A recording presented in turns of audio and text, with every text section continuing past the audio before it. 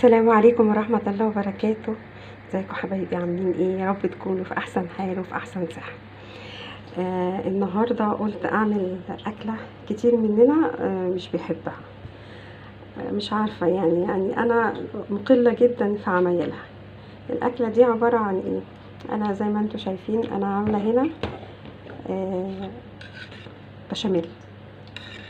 طبعا كلكم عارفين البشاميل بيتعمل ازاي، ومطلعة كيسين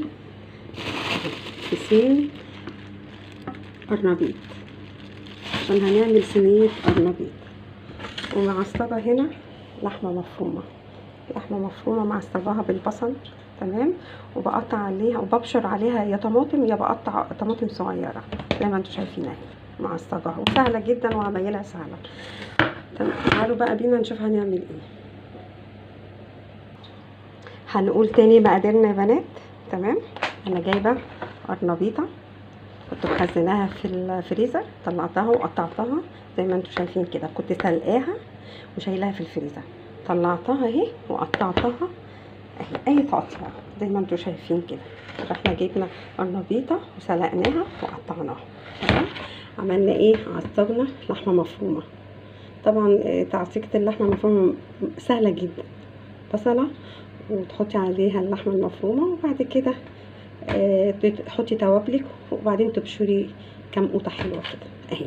تمام. وعملت زي ما انتم شايفين كده بشاميل، لان انا هعمل قرنبيط باللحمه المفرومه بالبشاميل. تمام. يلا نسمي بسم الله ونقول يلا. انا كده هجيب البشاميل اهو ده، اروح حطاه كده على ايه؟ على القرنبيط اهو، زي ما بنعمل المكرونه بالبشاميل.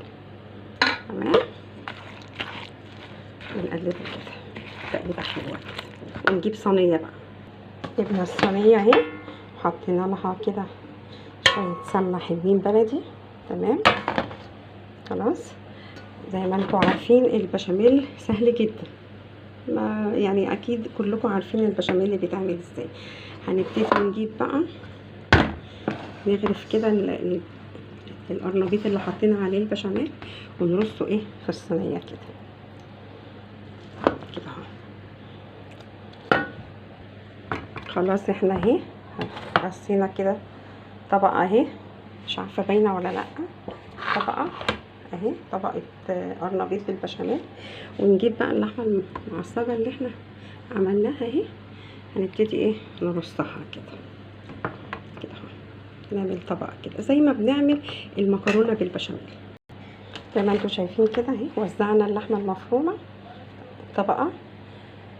نبتدي بقى نجيب بقيه البشاميل بالقرنبيط ونرص الطبقه الثانيه زي ما انتم شايفين كده. انا رصيت بقيه القرنبيط. تمام.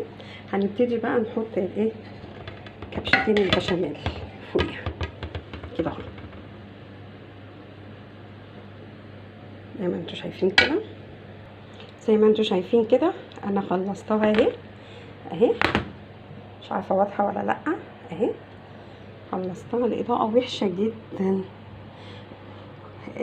صينيه القرنبيط دي مطلوبه مني من السنه اللي فاتت، وانا كل شويه باجل لاني انا مش غاوياها قوي، فما كنتش برضه اعملها. بس بقى لما طلبت تاني قلت لا بقى ما بدهاش بقى اعملها. طبعا خلصناها اهي، مش عارفه باينه ولا لا اهي كده باينه اهي. هنبتدي بقى ايه ندخلها الفرن، نشوفها بقى بعد ما تطلع من الفرن. بما اني ولعت الفرن بقى قلت بقى اعمل بقى مكرونه زي بتاعه المحلات بالظبط، اللي هي ايه طاجن المكرونه. انا عندي حتتين فراخ بانيه شوحتهم زي ما انتم شايفين، بصلايه صغيره كده وحبه ملح وفلفل، وشوحتهم بمعلقه سمنه. وطبعا دي صلصه مكرونه عاديه يعني زي صلصه المكرونه اللي احنا بنعملها الطبيعيه. ودي المكرونه قلم. هجيب بقى بسم الله، هجيب طاجن كده زي بتاع المحلات بالظبط. هنعمل ايه الاول؟ هنجيب المكرونه دي اهي، خلي ده كده على جنب. نجيب المكرونه ونحط ايه الصلصه،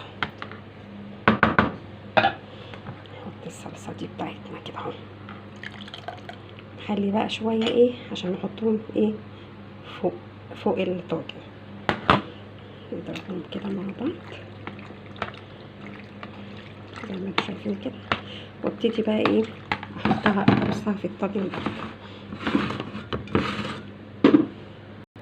رصيت اهو زي ما انتم شايفين اهي نص كميه المكرونه.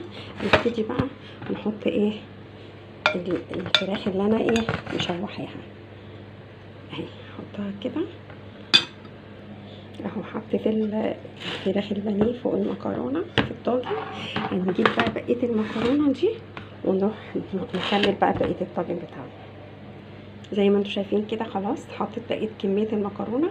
هبتدي بقى اجيب شويه الصلصه دي واروح حطاهم على المكرونه. زي ما انتم شايفين طاجن المكرونه اهو مش مكلف خالص والله، ما كلف حاجه معايا. لو حبينا نشتريه من اي مطعم ولا مطعم كشري او حاجه بمبلغ هتعمليه في البيت بأقل التكاليف وهتبقى في منتهى النظافه والف هنا عليك. نحطه بقى في الفرن كده ياخد له بتاع 10 دقايق كده واطلعه.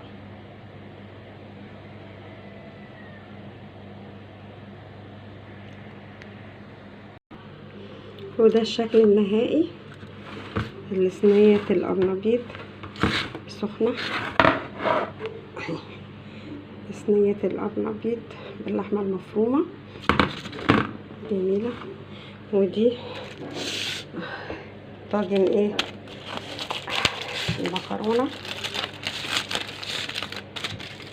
سخنين.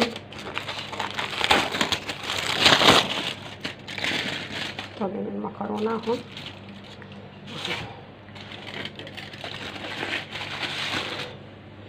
نحطهم كده جنب بعض. غير مكلفة خالص.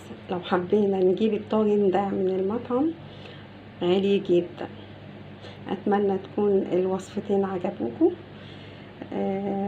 ممكن بقى بعد اذنكم لايكات بقى وتعليقات حلوة ودعوة حلوة من القلب. اسيبكم في رعاية الله وحفظه واقول لكم السلام عليكم ورحمة الله وبركاته.